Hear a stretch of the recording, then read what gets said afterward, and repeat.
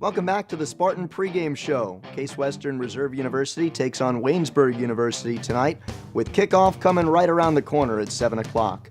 Last week, the Spartans, with a 42-10 victory over Grove City College, improved to 2-0 to start the 2017 campaign. I'm Andrew Luftglass, joined today by Spartan head coach Greg Debeljak. Coach, I wanted to ask you about last week's performance by Jacob Burke. For the second time in his career and second time in 2 years, he rushed for 4 touchdowns. Now, how much fun was it to watch him not only match his own mark, but match a program record? And what makes him such a tough matchup for opposing defenses? Well, it's fun watching him play. He's a physical running back, north-south, and it's the way I think you should play football, is the way he plays it. Since last year, since he really hit his stride, game planning-wise, it's, how can we get him the ball inside the tackles, because he is a mismatch for most teams that we play.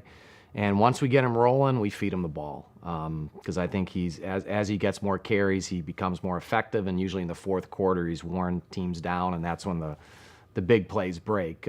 Last week was more of the 5, 6, 7 yard variety, but the way he gets there is pretty special. There's not too many people like him in Division III football. And you can't run without a great offensive line, and last week was no different. Not only did Jacob rush for 100 yards, Rob Kuda did as well. Can you tell us a little bit about what made the offensive line so effective in helping them along? Well, I was especially pleased because we were playing without Gage Blair, who's our best offensive lineman, our center. He's going to be out a few weeks with an injury. So some younger guys got an opportunity to play, and Chase Strayer stepped up at center and did an outstanding job. So that was probably the most satisfying thing about the victory was that the offensive line stepped up when their leader was out.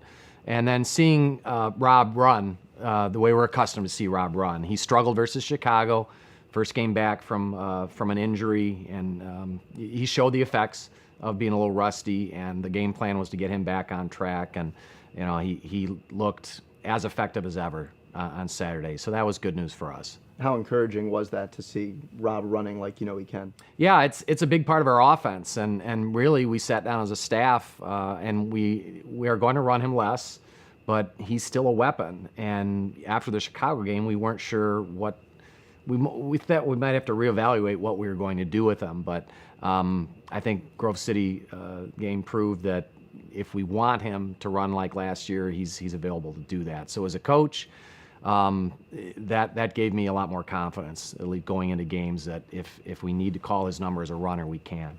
Well, last week was impressive on the defensive side of the ball as well, and Ian Henderson had a huge week.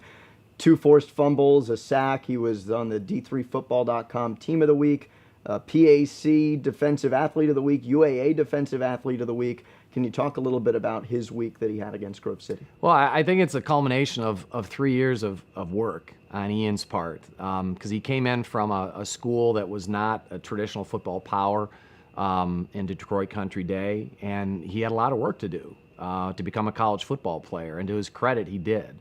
And part of that was reshaping his body. He's lost some weight. He is a very agile athlete at 330 pounds. I mean, scary agile. And I'm sure the Grove City quarterback could attest to that. He's just a big guy that can bend and run. If he was playing like this coming out of high school, I think he'd be a D1 player. So it's good to see that, and I think you'll see, if healthy, you'll see him do things like that all season.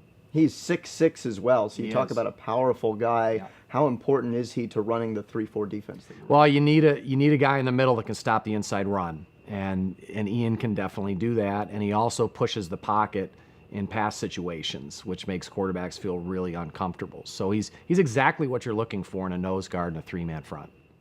Moving on to this week, you take on Waynesburg University. You start the year 2-0. You're hoping to improve to a perfect start to the season after last year falling 1 game short of the perfect campaign. What do you need to do this week against Waynesburg, and what are your biggest challenges?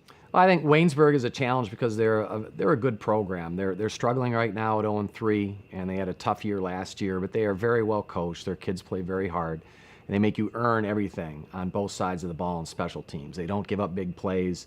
You have to go out and execute. So, we concentrated on us this week in practice, as we usually do. I mean, we prepare for the opponent, but we feel if we concentrate on what we're doing and do it well, that there's very few teams that can stop us. So that's what we did, and we're looking for continued improvement as far as how we attack teams physically.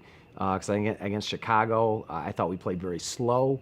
We weren't the same team that we were last year. And against Grove City, I thought we ramped it up and played fast and physical, and it was more reminiscent of the team we had last year. So just continuing doing those things, and we're looking to go 1-0 every week and improve every week. Those are the goals as we start preparing for each team.